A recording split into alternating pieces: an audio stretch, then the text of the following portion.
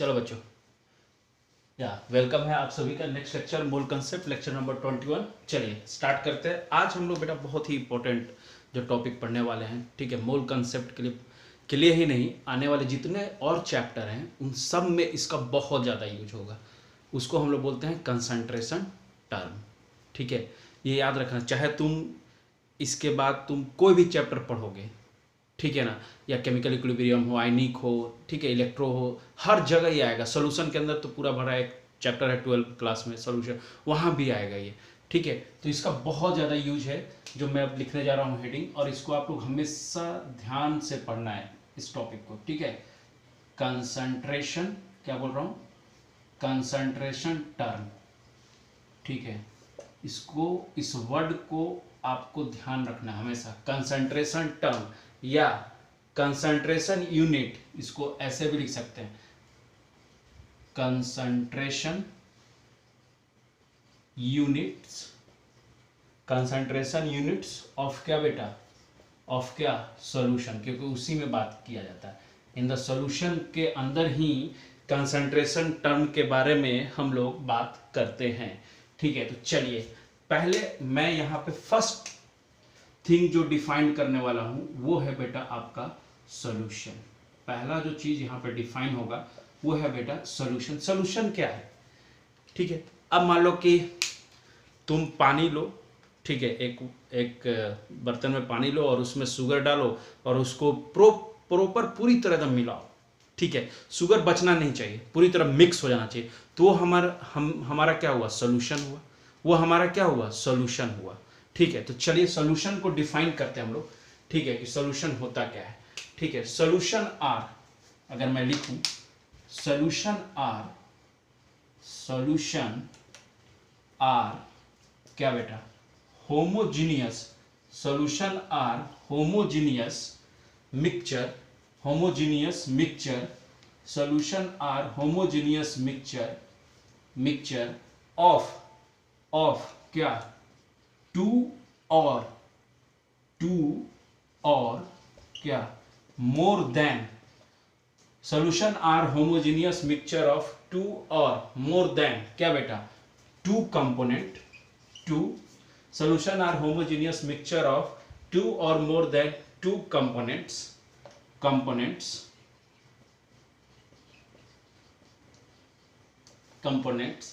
by components, यहाँ तक देखो, solution are homogeneous mixture of two or more than two components, ठीक है। उसको हम लोग क्या बोलेंगे, सॉल्यूशन। ये वर्ड पे ध्यान देना, होमोजीनियस मतलब इस तरह से मिक्स हो जाए कि हम उसको अलग नहीं कर पाए। अगर मैं तुम्हें कोई, अगर किसी के घर तुम जाते हो, किसी के घर जाते हो तो तुम्हें अगर जूस या शरबत कुछ भी सर्व किया जाता है, ठीक है, लेमन वाटर ही अगर सर्व किया जाता है चीनी के साथ मिला के, ठीक है, तो क्या तुम जब पीते हो एक सिप फिर दूसरा सिप पीते हो, क्या दोनों में डिफरेंस होता है क्या, चाहे उसका स्वीटनेस हो या जो भी टेस्ट है, क्या उसमें अंतर होता है, नहीं होता है। अगर एक सिप में जो टेस्ट था वही दूसरे सिप में, इसका मतलब क्या है, वो सॉल्यूशन क्या है, होमोजीनियस है। वो शुगर, नींबू और वाटर के साथ जो मिक्सचर बनाया गया है सॉल्यूशन का, सॉल्यूशन एक तैयार हुआ है, ठीक है, वो क्या है, हमारा होमोजीनियस है, क्योंकि हमें हर जगह टेस्ट सेम मिल रहा है, हर जगह टेस्ट हमें सेम मिल रहा है, ठीक है। चलो इसमें एक और पॉइंट मैं ऐड कर देता हूं, व्हेन, या ऐसे लिखो, वी मीन that its क्या, composition, its composition, we mean that its composition and properties are क्या, यूनिफॉर्म, वही बात जो भी समझाया मैंने, यूनिफॉर्म थ्रू आउट द क्या बेटा, थ्रू आउट द क्या बेटा, मिक्सचर, ठीक है। मैंने लिखा है कि solution are homogeneous mixture of two और more than two components, we means that, यहां पे इसके बाद ये पॉइंट चेंज है, we means that its composition and properties are uniform, are है यहां पे, uniform throughout the mixture. एक ही टेस्ट मिलने वाला है, आप कितना भी सीप पीजिए, कितना भी गिलास पीजिए उस जूस का। क्लियर है यहां पे? ठीक है, चलो ये तो एक डिफिनेशन मैंने लिख दिया सॉल्यूशन का। ठीक है, ये डिफिनेशन है पूरा। अब एक पॉइंट और लिख देता हूं जिससे आपको और इस पे कंसेप्ट क्लियर हो जाए, ये आप उतार लेना। ठीक है, एक पॉइंट और हम लोग लिख सकते हैं, इन विच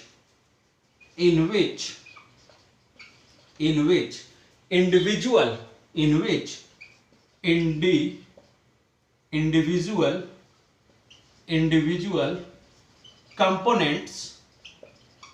components क्या lose their क्या बेटा identity in which individual components lose their क्या बेटा identity and cannot be separated by simple method। ठीक है, सॉल्यूशन को हम ऐसे भी डिफाइन कर सकते हैं कि वो कंपोनेंट्स जो एक सॉल्यूशन में गए, सॉल्यूशन बनाए और वो अपनी खुद की आइडेंटिटी लूज कर दे कि वो क्या थे पहले, उससे हमें मतलब नहीं है, वो खुद की आइडेंटिटी अपनी लूज कर दे और फर्दर वो फिर अपने जो आइडेंटिटी थी उसमें सेपरेट ना हो पाए, उसी को हम लोग क्या बोलते हैं बेटा, सॉल्यूशन बोलते हैं। ठीक है, अब चलो देखते हैं, थोड़ा एग्जाम्पल से भी समझ लेते हैं, ये हटा दूं। ठीक है, अब देखो एग्जाम्पल, जरा मैं यहां पे एक एग्जाम्पल लेता हूं। मान लो H2O मैंने लिया, ठीक है, लिक्विड है, प्लस मैंने क्या ले लिया C2H5OH। ये दोनों मिलके क्या बनाते हैं, आपने रिएक्शन पढ़ा होगा 9th-10th में, प्लस क्या बनाया H2 गैस। देखो ये गैस तो बाहर चला जाएगा, क्या फर्दर ये इसमें कन्वर्ट होगा क्या इसके साथ? नहीं, क्योंकि H2 तो उड़ जाएगा यहां से। ठीक है, तो इसका मतलब है कि ये अपनी आइडेंटिटी लूज करके एक नया प्रोडक्ट हमें देते हैं। क्लियर है बात? चलो ये हमारा एग्जाम्पल हुआ इसका। ठीक है, चलिए सॉल्यूशन का ये एग्जाम्पल हुआ। अब देखो सॉल्यूशन में बात आती है कि टू कंपोनेंट्स। ठीक है, दो कंपोनेंट्स की बात आई है, तो भैया वो दो कंपोनेंट्स कौन है? ठीक है, तो पहले जान लो कि वो दो कंपोनेंट्स हैं बेटा, एक होता है हमारा सॉल्यूट और एक होता है बेटा हमारा सॉल्वेंट। ठीक है, ये ध्यान रखना है। ठीक है, इन्हीं दोनों के कंपोजिशन से ये सॉल्यूशन तैयार होता है। ठीक है, तो फर्स्ट हम लोग सॉल्यूट को डिफाइन करते हैं। ठीक है, ठीक है, चलिए सॉल्यूट क्या होता है पहले उसके बारे में पढ़ते हैं। ठीक है, सॉल्यूट चलिए समझते हैं। The component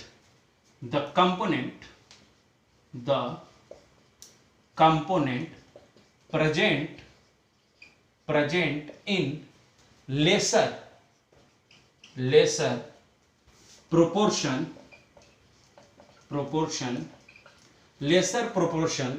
or the component which loses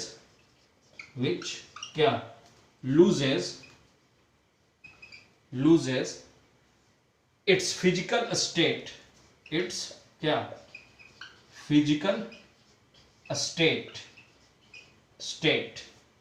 ठीक है, और present in, इसके आगे भी ऐड कर सकते हो, और present in क्या dissolve state।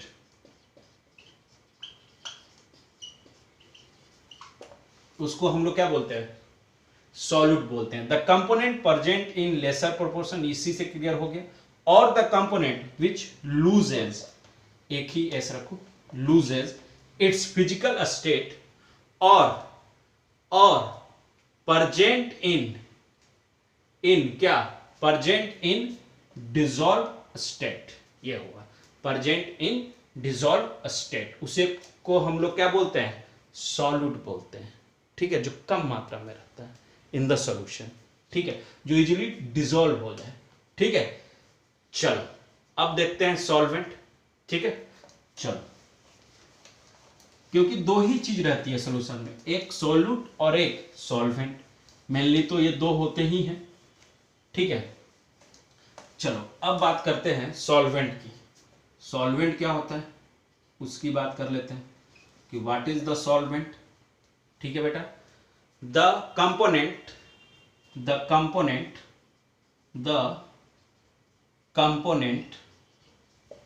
present in greater the component present in greater proportion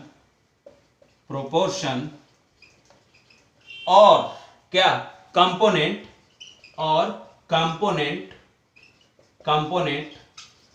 that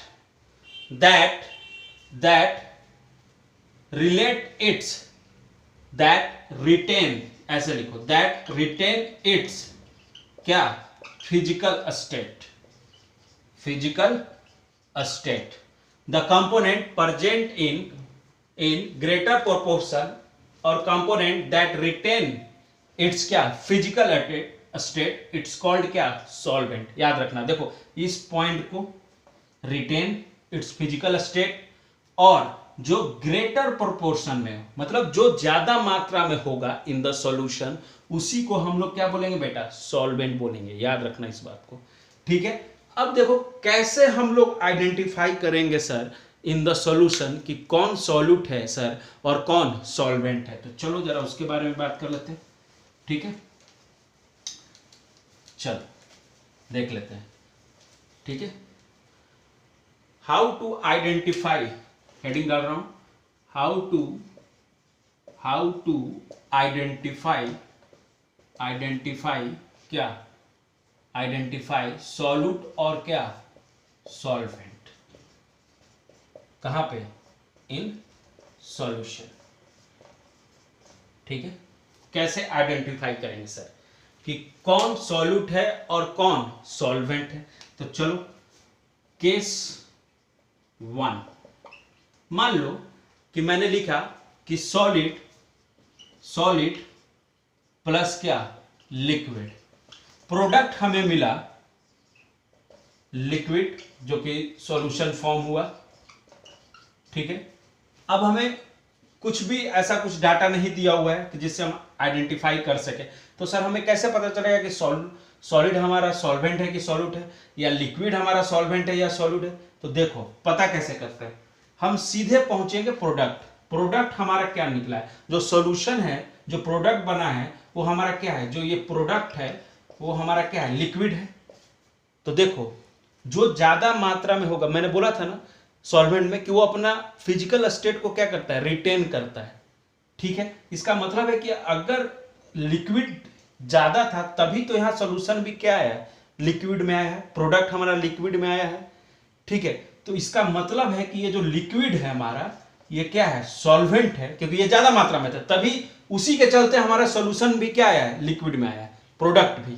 समझ में आ रही बात, क्योंकि वो ज्यादा मात्रा में था, अपने आप को रिटेन किया है फिजिकल स्टेट को, ठीक है। और ये कम था तो ये हमारा क्या हो गया सॉल्यूट हो गया। ऐसे पहचानते हैं, सीधे हम प्रोडक्ट साइड देखेंगे, जाएंगे देखेंगे कि वो किस फॉर्म में है। तो हमने देखा कि ये लिक्विड सॉल्यूशन फॉर्म में दिया है, ठीक है। प्रोडक्ट हमारा जो है वो लिक्विड सॉल्यूशन फॉर्म में आया है, ठीक है। तो हम जैसे ही ये देखेंगे तो हम समझ जाएंगे कि कहीं ना कहीं जो ये लिक्विड है, जो इस साइड जो लिक्विड है ये क्या है सॉल्वेंट है, और ये जो सॉलिड है वो क्या है सॉल्यूट है। क्लियर हुआ कि नहीं बात। चलो अब आगे बढ़ते हैं केस 2 में, जरा इसका एक एग्जाम्पल ले लेते हैं। चलो देखो बढ़ने से पहले एक एग्जाम्पल देख लेते हैं बेटा, ठीक है। हटाऊं ये, देखो चाहे यहीं पे ये सॉल्यूट सॉल्वेंट ऊपर लिख देता हूं। देखो इसको मैंने क्या बोला सॉल्यूट और इसको मैंने क्या बोला है सॉल्वेंट। क्लियर बेटा। चलो अब देखो एक एग्जाम्पल लेता हूं, ग्लूकोज एग्जाम्पल ले रहा हूं बेटा। देखो ग्लूकोज प्लस क्या H2O। अब देखो इधर जो प्रोडक्ट मिला है मुझे, जो सॉल्यूशन मिला है, जो प्रोडक्ट मिला वो लिक्विड में मिला, जो सॉल्यूशन मिला वो हमें लिक्विड फेज में मिला। तो इसका मतलब है सर जैसे ही लिक्विड में मिला समझ जाएंगे, इसका मतलब है कि ग्लूकोज तो सर सॉलिड होता है, ग्लूकोज जो है वो तो सॉलिड है, वाटर सर लिक्विड है। इसका मतलब हुआ सर कि ये जो मेरा वाटर है ये क्या हुआ सर सॉल्वेंट हुआ, और ये ग्लूकोज जो है सर मेरा ये क्या हुआ सर सॉल्यूट हुआ। क्लियर हुआ, केस 1 क्लियर हुआ, कैसे आइडेंटिफाई करेंगे। चलो अब केस 2 देखते हैं। ये हटा देता हूँ, उतार लेना सभी लोग, ठीक है। बहुत जरूरी है ये पहचानना कि बुक्स में नहीं दिया रहता है, बच्चे कंफ्यूज होते रहते हैं कि किसको सॉल्यूट लूँ और किसको सॉल्वेंट लूँ, क्वेश्चन बनाने में गलतियां होती रहती हैं, इसलिए यहाँ पे मैं बता रहा हूँ, ध्यान रखना। अब मान लो, अब देखो यहाँ पे लोचा होगा, अब और लोचा हो गया कि सर यहाँ तो दोनों ही सर लिक्विड है, सर यहाँ पे आप इसको भी लिक्विड में ले लिए हो, ये भी लिक्विड है और प्रोडक्ट भी सर लिक्विड मिल रहा है, सॉल्यूशन भी मेरा क्या है सर लिक्विड मिल रहा है। अब तो सर कैसे आइडेंटिफाई करूंगा, केस 1 तो अब लागू नहीं होगा सर यहाँ पे, अब कैसे, तो देखो यहाँ के लिए भी एक उपाय है, ठीक है। मान लो एग्जाम्पल से समझाता हूँ, देखो एग्जाम्पल से, देखो यहाँ पे क्या उपाय है, H2O ले लिया हूँ मैं और C2H5OH ले लिया हूँ। मान लो कि ये कोई भी सोल्यूशन बना रहा है जो कि लिक्विड में है, कोई भी प्रोडक्ट दे रहा है, उससे हमें मतलब नहीं है क्या बन रहा है, ठीक है, हम बस ये जान रहा हूं कि ये लिक्विड में ही बन रहा है सॉल्यूशन, ठीक है। सर यहां पे मान लो कि इसका मेरे को दिया है 2 मोल और इसका दे दिया है मुझे 5 मोल, ठीक है, इसका 2 मोल और इसका 5 मोल। तो अब बताओ 2 मोल वाटर है, 5 मोल कौन है, ये देख लो इथाइल अल्कोहल है, C2H5OH है ना, इथाइल अल्कोहल है।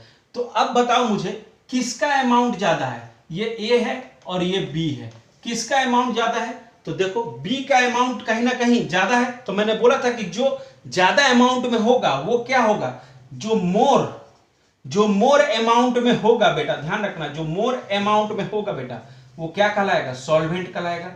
और जो लेसर में होगा, जो लेसर अमाउंट में होगा, ठीक है, वो क्या कहलाएगा, सॉल्यूट कहलाएगा।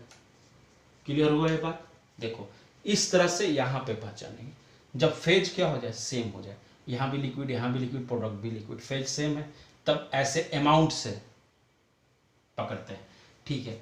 अब ये थर्ड केस एक मैं ला रहा हूं, देखो वो बहुत आप खोजोगे तो ये 1 या 2 केस तो मिल जाएंगे, बट थर्ड केस आपको नहीं मिलने वाला है, ठीक है। वो मैंने खुद से उसको आइडेंटिफाई किया है, बहुत सारे क्वेश्चन में देखा है, तब मैं उसको केस थर्ड लेके चलता हूँ, ठीक है। वो आपको बुकिश मतलब वो नहीं है कि आपको बुक में अगर आप ढूंढोगे तो नहीं मिलने वाला है, ठीक है। तो केस थर्ड लेके चलते हैं।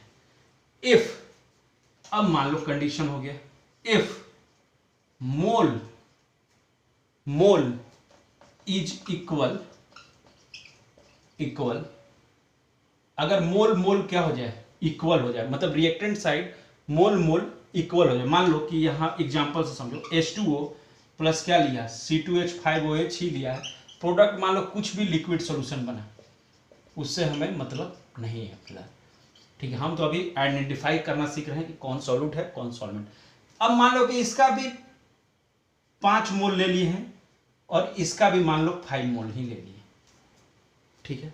सर ये तो गड़बड़ हो गया, अब तो अमाउंट से भी हम फर्क नहीं कर पाएंगे, क्योंकि ये भी 5 मोल है, ये भी 5, दोनों तो बराबर है सर, और सॉल्यूशन भी लिक्विड ही बन रहा है, ये भी लिक्विड है, ये भी लिक्विड ही में होता है और ये भी लिक्विड फेज में ही एग्जिस्ट करता है। तो इससे भी हम केस 1 से नहीं आइडेंटिफाई कर सकते, ना ही हम केस 2 से आइडेंटिफाई कर सकते।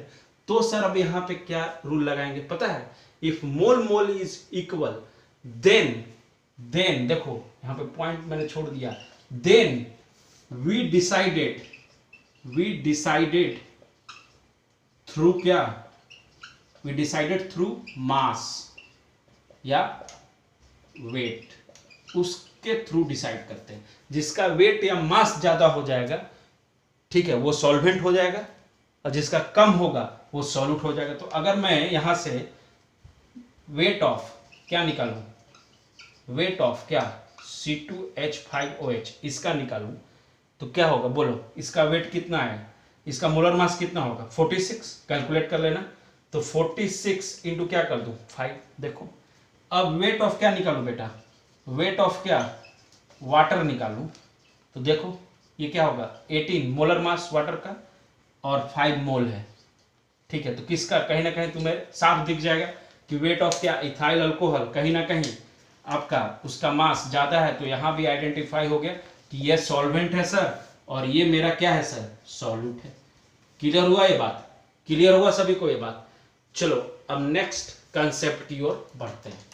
चलो चलो बेटा, अब ये जो हम लोग बार बार बोल रहे हैं ना कंसंट्रेशन कंसंट्रेशन, थोड़ा उसको भी डिफाइन कर लेंगे कि कंसंट्रेशन क्या होता है भाई, है कि नहीं। पर उससे पहले हम जरा पढ़ लेते हैं कि टाइप्स ऑफ सॉल्यूशन, कितने टाइप के सॉल्यूशन होते हैं ये भी तो जान लें, है कि नहीं। बेसिक बातें हैं, ये सब तो आना चाहिए ना कम से कम। अगर टाइप ऑफ सॉल्यूशन किसके बेस पे हम बात करें, बेस्ड ऑन नेचर ऑफ क्या बेटा, नेचर ऑफ क्या, सॉल्वेंट, सॉल्वेंट के बेसिस पे कितने टाइप के सॉल्यूशन हो सकते हैं। तो दो टाइप का हो सकता है बेटा, दो टाइप का हो सकता है। एक क्या होता है, एक्वस, एक क्या होता है, एक्वस सॉल्यूशन, एक क्या होता है, एक्वस सॉल्यूशन। यहां पे कौन सॉल्वेंट होता है, तो सर वाटर सिर्फ सॉल्वेंट की तरह बिहेव करेगा यहां पे, ठीक है। चलो देखो, एक और होता है, उसको हम लोग बोलते हैं नॉन एक्वस सॉल्यूशन, ठीक है।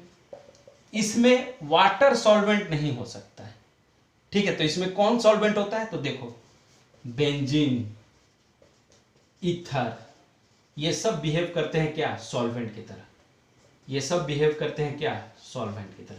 तो ये दो आप type of solution on the basis of nature of solvent आप ध्यान रखना, ठीक है। चलो अब जरा हम इसके बाद कंसंट्रेशन टर्म को जरा डिफाइन कर लेते हैं, ठीक है। कंसंट्रेशन क्या होता है ये डिफाइन करना चाह रहा हूं, ठीक है। कंसंट्रेशन क्या होता है, देखो मैं सिंपली मान लो कि हम अगर लेबोरेटरी में बात करें, इन ऐसे लिखूंगा मैं,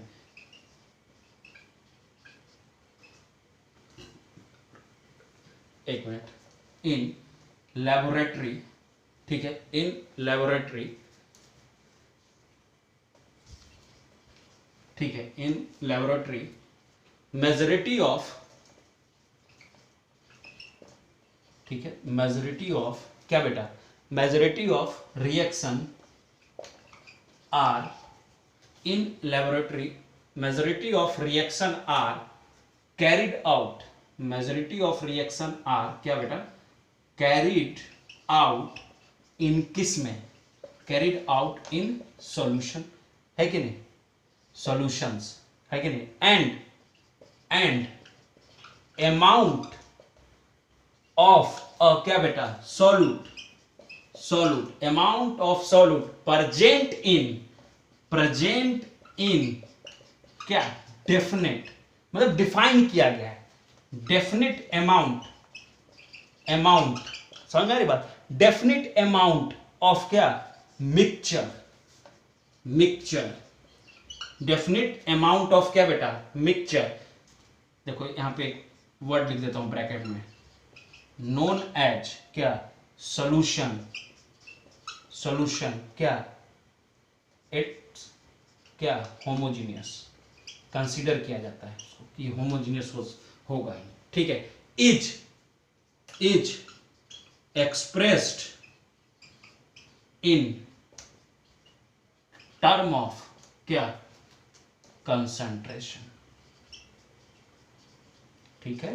क्या मैंने बोला है कि in laboratory majority of reaction are carried out in solution and amount of a solute present in definite amount, definite मतलब पर्टिकुलर अमाउंट डिसाइड किया गया, amount of mixture known as solution, it's homogeneous, consider कर सकते हैं। Is after bracket is express in term of क्या, concentration, इसी को हम लोग क्या बोलते हैं, कंसंट्रेशन बोलते हैं। बट इन सॉल्यूशन अगर, क्योंकि हम लोग सॉल्यूशन के लिए पढ़ते हैं कंसंट्रेशन, ठीक है, तो इसको हटा रहा हूं।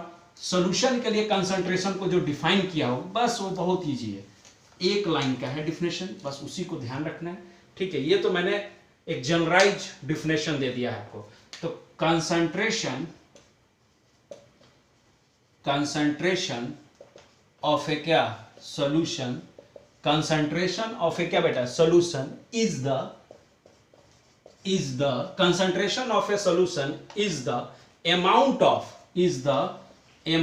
of क्या बेटा, solute, amount of solute, concentration of a solution is the amount of solute present in present in कहां पे, गिवन अमाउंट ऑफ क्या बेटा, सॉल्वेंट। ध्यान देना, concentration of a solution is the amount of solute. ठीक है, कितना अमाउंट ऑफ सॉल्यूट प्रेजेंट है in given amount of solvent is called क्या, कंसंट्रेशन ऑफ क्या, सॉल्यूशन। इसी को बोलते हैं। अगर सॉल्यूशन के लिए कंसंट्रेशन डिफाइन करना है तो ये हमारा डिफिनेशन, इसको हमेशा ध्यान रखना है। ठीक है, अब जरा आगे बढ़ते हैं। ठीक है, हटा दूं, चलो ध्यान रखना है डिफिनेशन को पूरी तरह। ठीक है, चलो अब कंसंट्रेशन जो टर्म है उसको मैंने दो पार्ट में बांटा है। कंसंट्रेशन जो टर्म है बेटा, कंसंट्रेशन जो ये टर्म मैंने लिखा है इसको मैंने दो पार्ट में बांटा है। ए क्यों बांटा है वो आपको बहुत अच्छे से पता चलेगा, क्योंकि इस पे क्वेश्चंस आ चुके हैं, इसलिए मैंने इसको दो पार्ट में बांट दिया। एक मैंने लिखा है बेटा, इसको मैं ग्रुप ए बोलता हूं बेटा, और इसको बेटा मैं ग्रुप बी बोल रहा हूं बच्चों। ठीक है, समझिएगा। ग्रुप ए को मैं बोल रहा हूं कि ये वॉल्यूम रिलेटेड टर्म्स हैं, ये वॉल्यूम रिलेटेड टर्म होंगे। ठीक है, और ये जैसी वॉल्यूम रिलेटेड बोला ना मैंने, ये बेटा टेम्परेचर डिपेंडेंट होते हैं। डिपेंडेंट कहने का मतलब क्या है सर, टेम्परेचर डिपेंडेंट से मतलब क्या है सर आपका, मतलब मैं अगर टेम्परेचर घटाऊं बढ़ाऊंगा तो इन पे फर्क पड़ेगा।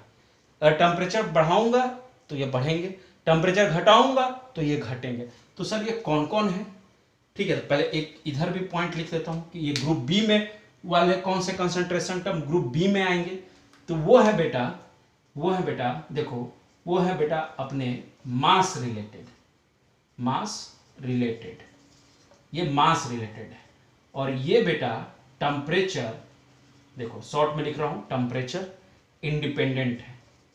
इंडिपेंडेंट, एक मिनट थोड़ा सा और इधर साइड से लिख रहा हूं, टेम्परेचर इंडिपेंडेंट है। ठीक है, टेम्परेचर इंडिपेंडेंट है। एक बार कैमरा चेक लेता हूं, दिख रहा है ना सबको? हाँ, थोड़ा सा कट रहा है, मैं थोड़ा और इधर लिखने की कोशिश करता हूं। ठीक है, मास रिलेटेड है, और ये क्या, यहां से लिख देता हूं, टेम्परेचर इंडिपेंडेंट है। टेम्परेचर से इंडिपेंडेंट है, टेम्परेचर घटाओ बढ़ाओ इनको कोई फर्क नहीं पड़ने वाला है। ठीक है, तो कौन कौन है सर?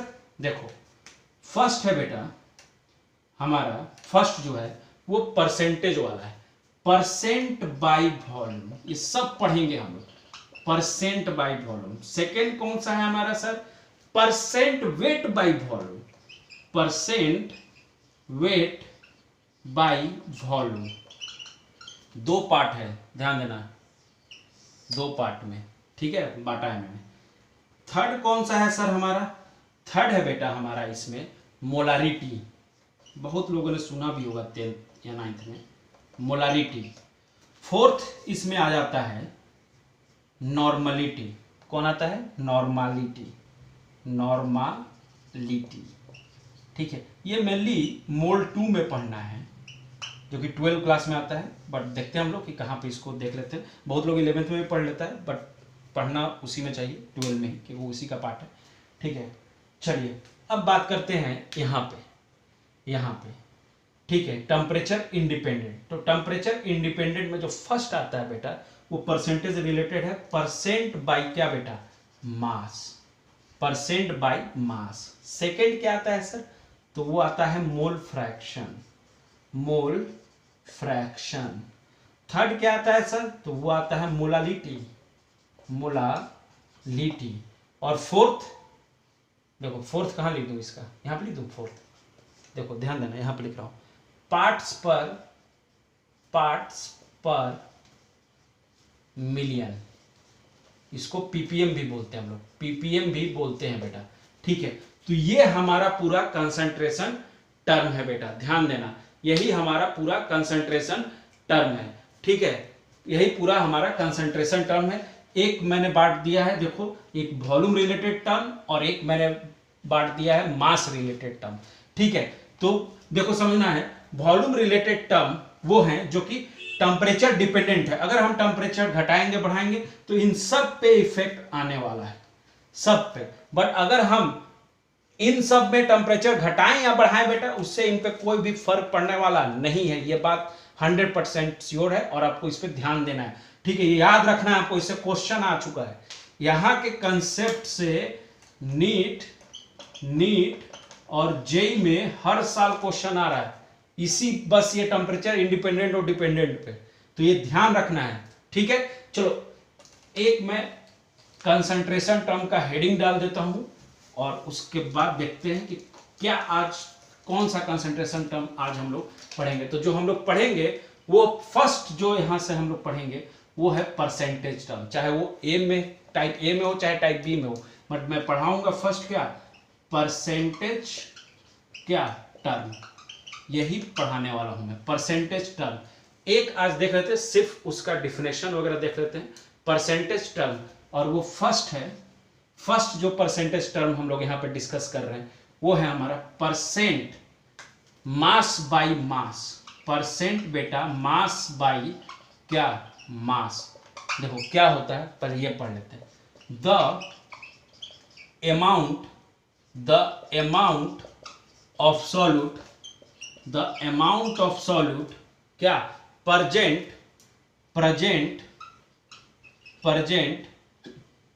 पर 100 ग्राम ऑफ क्या, सॉल्यूशन पर 100 ग्राम ऑफ क्या, solution is called percent weight by wait. मैं क्या बोल रहा हूं, the amount of solute present पर 100 gram of solution is called percent weight by wait. कहने का मतलब है कि in the amount of solute 100 gram of solution में कितना प्रेजेंट है उसी को हम लोग क्या बोलते हैं, percent weight by wait. Clear है सभी को? ठीक है, अब देखो अगर मैं एक और यहां पे छोटा सा एक इसका डिफिनेशन और लिख दूं तो तुम्हें और क्लियर हो जाएगा। देखो क्या लिखता हूं मैं कि वेट ऑफ सॉल्यूट, सिंपल एक लाइन में समझ लो, इतना बड़ा सोचने की जरूरत नहीं है। वेट ऑफ क्या, solute present in 100 gram of क्या, सॉल्यूशन।